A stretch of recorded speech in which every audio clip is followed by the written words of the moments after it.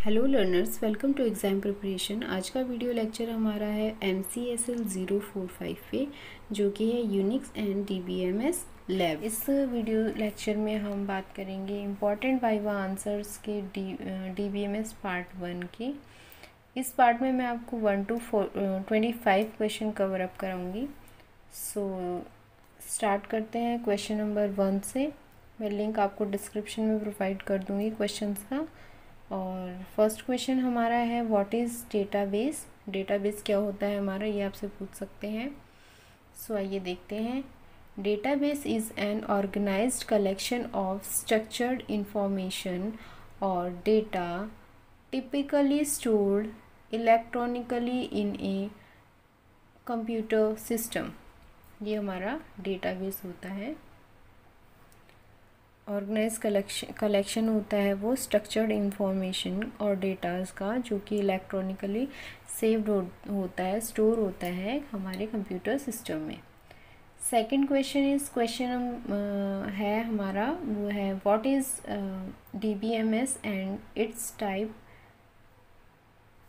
And different level of data abstractions in DBMS।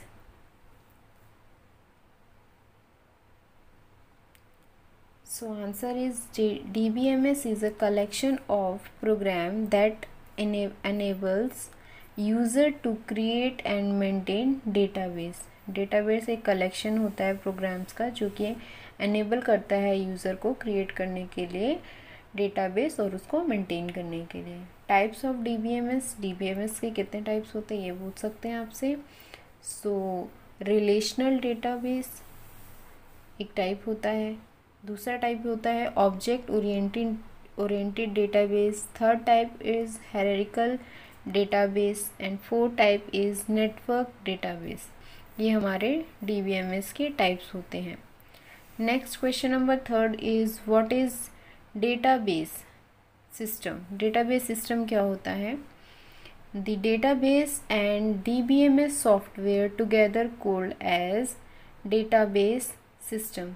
जब database और DBMS एक साथ वर्क करते हैं तो उसको डेटाबेस सिस्टम बोलते हैं। Next question is question number fourth, what are the advantages of DBMS। DBMS की एडवांटेजेस बतानी है, पूछ सकते हैं आपसे। सो आइए देखते हैं इसकी एडवांटेजेस। सबसे पहले रिडंडेंसी इज़ कंट्रोल। रिडंडेंसी को हमारी कंट्रोल करता है DBMS। Second point is providing multiple user interface. DBMS provide करता है multiple user interface. Next point is unauthorized access is restricted. ये रिस्ट्रिक्टेड करता है अनऑथराइज्ड एक्सेस को DBMS। ये इसके कुछ मेन एडवांटेजेस है जो आपसे वाइवा में पूछी जा सकती है। आई होप आपको ये कंटेंट वैल्यूएबल लगे और आपके एग्ज़ाम पॉइंट ऑफ व्यू से आपको हेल्प करे। Question number fifth is what are advantages and disadvantages of file processing system. File processing system की एडवांटेजेस डिसएडवांटेजेस पूछ सकते हैं, आपसे पूछ सकते हैं फाइल प्रोसेसिंग सिस्टम क्या होता है। ठीक है, सबसे पहले इसकी एडवांटेजेस देखते हैं। इजी एडिटिंग, इसके द्वारा हम इजीली एडिट कर सकते हैं। Next is remote access. Next is sharing with multiple user के साथ शेयर कर सकते हैं। Next is stored file in easy and efficient way. File को स्टोर कर सकते हैं हम easily. And next point is backup. Backup काफ़ी अच्छा होता है इसमें। तो ये हमारा था एडवांटेजेस किसकी, फाइल प्रोसेसिंग सिस्टम की। नेक्स्ट देखते हैं डिसएडवांटेजेस। चैनल को प्लीज़ सब्सक्राइब कीजिए, लाइक कीजिए वीडियोस को और शेयर कीजिए ज़्यादा से ज़्यादा, ताकि मेरे को मोटिवेशन मिलती रहे। सो इसकी डिसएडवांटेजेस देखते हैं। Data redundancy,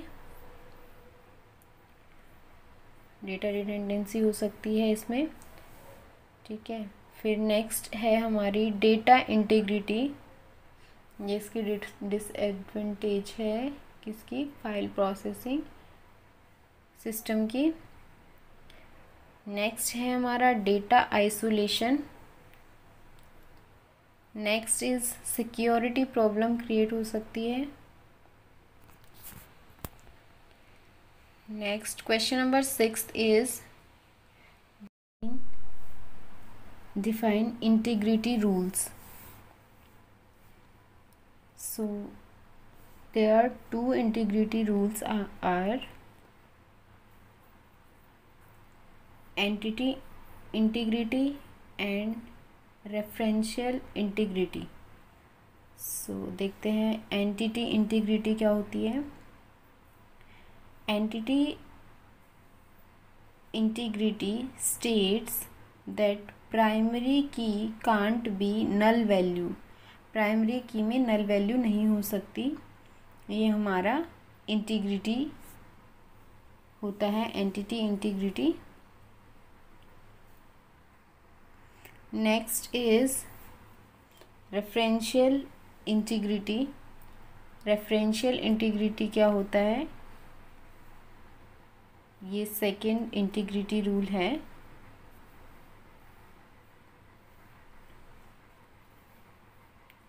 state that foreign की, आपको कीज़ पता होनी चाहिए, प्राइमरी की क्या होती है, फॉरेन की क्या होती है, कैंडिडेट की क्या होती है, ये सारी कीज़ आपको पता होना चाहिए। पूछ सकते हैं आपसे कौन सी की क्या होती है, किस लिए काम करती है, कैसे यूज़ होती है, ठीक है।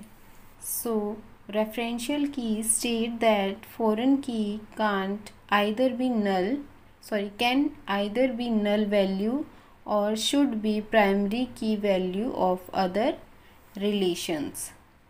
So ये हमारा होता है referential integrity. Next question is question number 7. What is data independence? Data independence क्या होता है, ये आपसे नेक्स्ट क्वेश्चन पूछा जा सकता है। तो आइए देखते हैं इसकी definition. Data independence is the ability to modify this scheme without affecting the programs and the applications to be rewritten.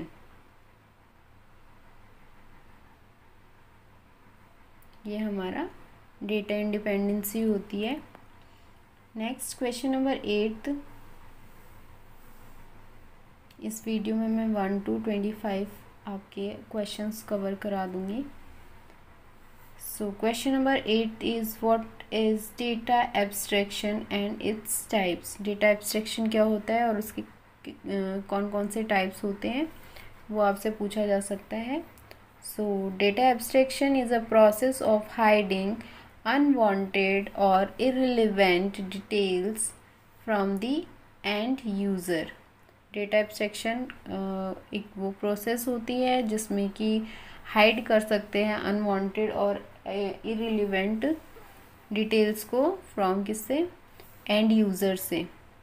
Types देखते हैं इसके। 3 टाइप्स होते हैं mainly, physical level, logical level and last one is view level. ये abstraction, data abstraction के types होते हैं। I hope समझ आ रहा होगा आपको। Question number 9 is what is view. View क्या होता है। So answer is view is a virtual table. View virtual table होता है based on result set of an SQL statement. It contains row and column. ये row और column content करता है एक रियल टेबल की तरह। So this is view. Next question, question number is 10th। What is data model. Data model क्या होता है, ये आपसे पूछ सकते हैं। सो डेफिनेशन इसकी ये है, अ collection of conceptual tools for describing data relationship data की रिलेशनशिप को बताने के लिए data semantics and constraints is known as data model। ये आपकी डेफिनेशन है डेटा मॉडल की। प्लीज़ चैनल को सब्सक्राइब कीजिए, शेयर कीजिए, वीडियो को लाइक कीजिए और आपकी जो भी सजेशंस हो कमेंट्स में मेरे को बताइएगा। जो भी आपके डाउट्स हो या फिर नेक्स्ट वीडियो आपको कौन से टॉपिक पे चाहिए हैं, किस एग्ज़ाम के लिए प्रिपरेशन के लिए आपको वीडियो चाहिए, प्लीज़ मुझे बताइएगा कमेंट बॉक्स में। So next question number 11 is what is ER model. ER model क्या होता है? So let's see. ER model stands for an entity relationship model. ER model की फुल फॉर्म है entity relationship model. It is a high level data model. ये एक high level data model होता है। It develops a conceptual design for database. ये conceptual design क्या करता है? डेवलप डेटाबेस के लिए। सो ये हमारा ER डायग्राम है। Question number 12 is what is OOM। OOM क्या होता है? ये आपका नेक्स्ट क्वेश्चन हो सकता है। सो OOM stands for object oriented model. ER model पूछ सकते हैं। OOM means object oriented model पूछ सकते हैं। सो OOM is based on collection of objects. ये बेस किस पे बेस्ड होता है? कलेक्शन ऑफ ऑब्जेक्ट्स पे। What contain stored value of the instance variable found within an object। सो ये OOM होता है हमारा और ये पूछा जा सकता है आपसे। Question number 13 is what is entity. Question number 13 is what is entity, entity type and set, entity set. ये आपसे पूछा जा सकता है तीनों चीज़। एंटिटी क्या होती है, एंटिटी टाइप क्या होते हैं, एंटिटी सेट क्या होते हैं। So let's see with entity. Entity is a thing in the real world with an independent existence। Next is entity type। Entity type is a collection of set of entity that have some attributes। Next is entity set. Entity set क्या होता है ये पूछ सकते हैं आपसे। So it is a collection, entity set is a collection of all entities. Collection होता है सभी एंटिटीज़ का that particular entity type in database.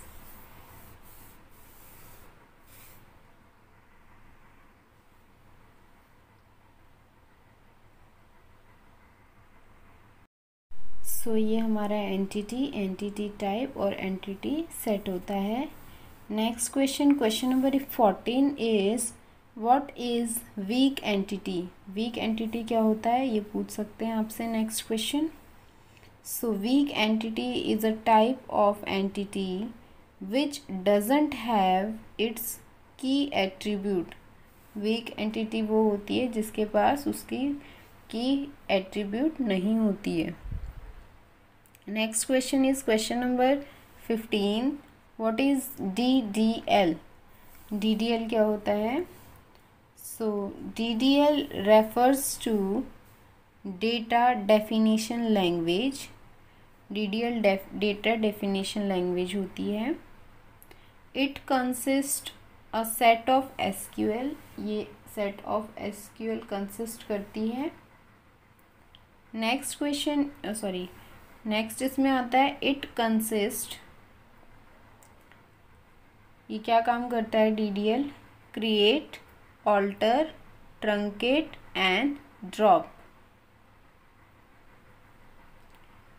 आपसे क्वेश्चन पूछ सकते हैं ड्रॉप और डिलीट में क्या डिफरेंस होता है, ट्रंकेट क्या काम करता है, DDL कौन कौन से फंक्शंस कर सकता है,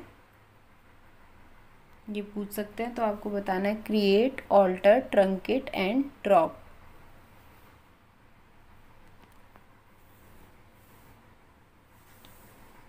Next is 16th question. What is VDL? So VDL stands for or VDL known as View Definition Language. DDL Data Definition Language, VDL View Definition Language. It refers, specifies user view and their mapping to the conceptual schema. ये आपका question number 16 का answer था। Next question, question number 17 is what is SDL? SDL क्या होता है, ये next question पूछ सकते हैं आपसे। सो SDL is called as, or SDL refers to storage definition language. SDL होता है storage definition language. It is used to manipulate data itself. ये किस लिए यूज होता है? डेटा को मैनिपुलेट करने के लिए। Next question number 18th is what is DML and DML compiler? DML और DML कंपाइलर क्या होता है, ये आपसे पूछ सकते हैं। सो DML is data manipulation language which is used to manipulate data itself. Next is DML compiler. DML के जो वर्क होता है वो करता है, वो इंसर्ट करता है, अपडेट करता है और डिलीट करता है टेबल को। सो नेक्स्ट पॉइंट इसमें आता है, नेक्स्ट जो आपसे क्वेश्चन पूछा है इसमें, what is DML compiler? So DML compiler translate करता है वो DML स्टेटमेंट्स को। DML compilers translate the DML statements which are there in a query, जो query में होता है उसको ट्रांसलेट करता है वो DML स्टेटमेंट में। Next question number 19th is what are the types of DBMS level? So there are 3 types of DBMS level, which are external DBMS, internal and conceptual. So ये 3 levels हो सकते हैं आपके DBMS में। Question number 20 is what is normalization? Sorry, question number 21 है जिसका मैं answer बता रही हूँ आपको। What is functional dependency and transitive dependency? So functional dependency is a relationship that exists between two attributes. जो 2 attributes के बीच में relationship होती है वो functional dependency होती है। नेक्स्ट इज ट्रांजिटिव डिपेंडेंसी, क्या होती है ये पूछ सकते हैं आपसे। So transitive dependency when an indirect relationship caused functional dependency is called transitive dependency. जब कोई रिलेशनशिप इनडायरेक्टली होती है, फंक्शनल डिपेंडेंसी की वजह बनती है, तो उसको ट्रांजिस्टिव डिपेंडेंसी कहते हैं। क्वेश्चन नंबर 20, ये 21st क्वेश्चन था, जिसका आंसर तो मैंने बताया अभी आपको, functional dependency and transitive dependency. Next is question number 20, what is normalisation. Normalisation क्या होता है, ये पूछ सकते हैं आपसे। So normalisation divides the large table into smaller and link them using relationship। Normalisation होता है किसी बड़े टेबल को छोटे टुकड़ों में बांटकर रिलेशनशिप के द्वारा उनमें लिंक बनाना, ये हमारा नॉर्मलाइजेशन होता है। So next question is question number 22, simply says that each cell of the table should exactly one value। जो एक टेबल में जो सेल होगा उसमें सिर्फ एक वैल्यू ही आपकी एग्जिस्ट करनी चाहिए। सेकंड है 2NF, इट फॉलोज 2 कंडीशन, ये 2 कंडीशन फॉलो करता है। First one is table should be in first NF। Second जो इसका पॉइंट होगा वो होगा द प्राइमरी की ऑफ द टेबल, जो प्राइमरी की होगी टेबल में, should be compose of exactly 1 column. Next आता है आपका 3NF, a relation will B 3NF।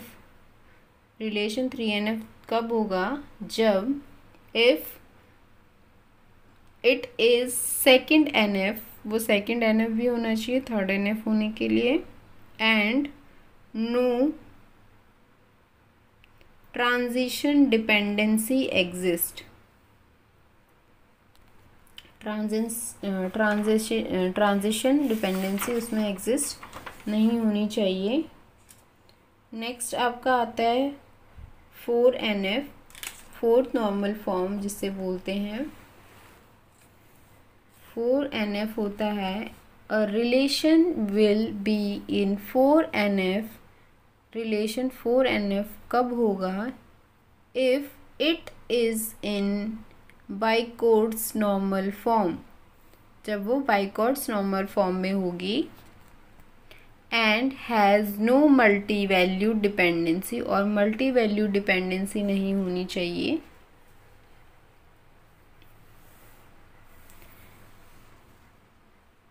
बाइकॉर्ड normal form अभी आगे मैं डिस्कस करूँगी क्या होती है वो। अभी नेक्स्ट देखते हैं 5NF means fifth normal form, it is in 4NF। Fifth normal form के लिए होने के लिए पहले सबसे पहले वो 4NF फोर्थ नॉर्मल फॉर्म होनी चाहिए, एंड डजंट जॉइन डिपेंडेंसी, और जॉइन डिपेंडेंसी नहीं होनी चाहिए उसमें। Join should be lossless, join क्या होना चाहिए, लूजलेस होना चाहिए, तभी वो हमारा 5NF means fifth normal form होगा। Next question number 23 is what is functional dependency. Fully functional dependency, functional dependency हम डिस्कस कर चुके हैं वीडियो में पहले। अब देखते हैं फुल्ली फंक्शनल डिपेंडेंसी क्या होती है। So fully functional dependency defined as all the non candidate key attributes fully dependent upon primary key attribute। जो नॉन कैंडिडेट एट्रीब्यूट होंगे वो फुली किस पे डिपेंडेंट होंगे, प्राइमरी एट्रीब्यूट्स पे, तो वो फुली फंक्शनल डिपेंडेंसी कहलाता है। आई होप आपको समझ में आया होगा। कंटेंट वैल्यूबल लगता है आपको तो प्लीज़ शेयर कीजिए, सब्सक्राइब कीजिए, वीडियो को लाइक कीजिए, एंड आपके वैल्यूबल जो आपकी थॉट्स, कमेंट्स या सजेशंस हैं वो मुझे प्लीज़ कमेंट बॉक्स में बताइए। Next question, question number 24 is what is BCNF? BCNF क्या होता है? सो बाइकॉर्ड नॉर्मल फॉर्म, इसकी फुल फॉर्म होती है BCNF की, is stronger form then 3NF। 3NF से स्ट्रॉन्गर होता है BCNF। BCNF is also known as 3.5NF। BCNF को हम 3.5NF भी बोलते हैं। अगर क्वेश्चन में आपसे 3.5NF पूछे तो आप समझ जाइएगा वो BCNF की बात कर रहे हैं आपसे। If the table compiles with BCNF, it should be in 3NF, and for every functional dependency, अगर आपको आपका जो टेबल है वो BCNF हो, उसके लिए ज़रूरी है कि वो पहले 3NF भी हो, और फिर for every functional dependency, जो भी फंक्शनल डिपेंडेंसी होगी, जैसे A बिलोंग्स टू B होगा तो A शुड बी सुपर की ऑफ द टेबल, तो A सुपर की होना चाहिए टेबल का। ठीक है, नेक्स्ट लास्ट क्वेश्चन है इस वीडियो का, what is DKNF? DKNF means domain की नॉर्मल फॉर्म। आपसे पूछे डोमेन की नॉर्मल फॉर्म या DKNF तो आप कंफ्यूज मत होइएगा, इसकी डेफिनेशन याद रखिएगा। इसकी शॉर्ट फॉर्म DKNF होती है, is the highest form of normalization. ये नॉर्मलाइजेशन की हाईएस्ट फॉर्म होती है। It holds two constraint, domain constraint and key constraint. दो कंस्ट्रेंट को होल्ड करता है ये। It is called as sixth normal form. इसको सिक्स्थ नॉर्मल फॉर्म भी बोला जाता है DKNF को। आई होप आपको सब समझ में आया होगा। Thank you for watching this video. Please share, subscribe and like this video.